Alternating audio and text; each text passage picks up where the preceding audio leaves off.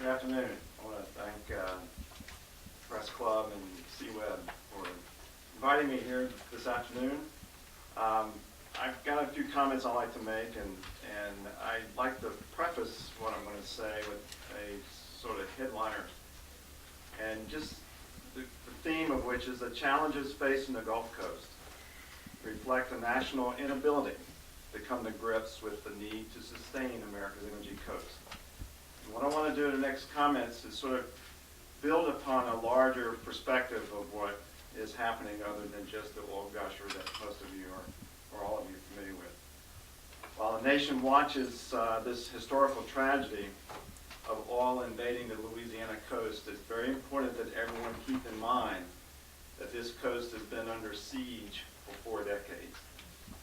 It will not be possible to protect, restore, recover this coastal Louisiana region of this devastating oil tragedy without significant ways in which federal and state governments deal with natural resources that are now essentially isolated because of conflicting state and federal policies to deal with multi-purpose uses of things like the Mississippi River and its delta. Sediments from the Mississippi River, one of the pictures that you have in your pamphlet that shows how the river disperses the sediment out across the coast. And I know we're talking about oceans here today, but I want to make a clear connection between the land, the river, delta, and its ocean. Those sediments that you see in those pictures are being artificially constrained and are emptying out into the Gulf of Mexico, past New Orleans, at 1/2 of its historical load. Half of that sediment is now being trapped in places like the Missouri River before it even gets down to the Mississippi coast, Louisiana, Mississippi coast to build the delta. The other half that actually does pass New Orleans each day passes right out into the deep waters of the Gulf of Mexico and bypasses its delta. Without these sediments to sustain this geologic framework, this deltaic coast, a coast built by its river over the last 6,000 years, the shoreline barriers that represent the first line of defense, the capability of this system to adapt and recover from this oil gusher will not occur.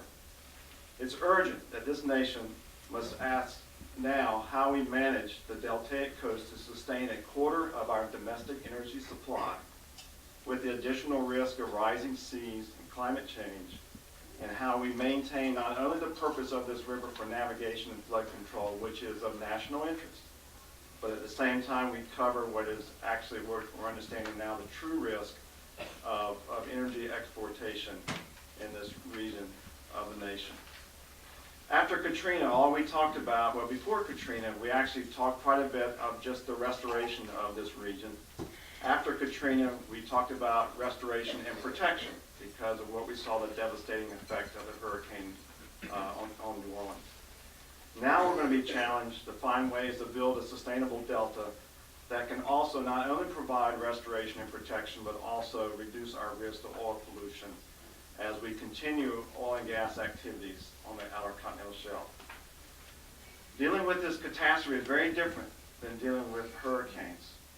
Once a hurricane passes and the storm surge and winds recede, you know exactly what you're dealing with as far as recovery, and you know what process needs to be instituted to bring back some normal lifestyle.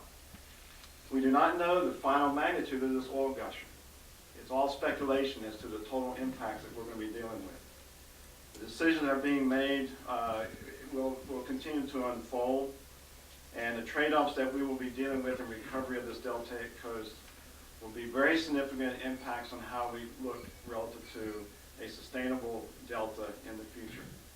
And it's because of the environmental complexities that Dr. Twilley just referred to is very critical to understand what we're dealing with as far as recovery.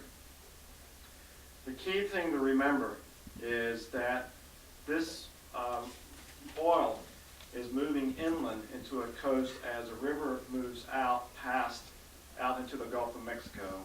And all of this is happening in an environment that has been degrading over the last 4 decades. In the last 100 years, we've lost 2,300 square miles of wetlands. We've lost a large part of our barrier islands.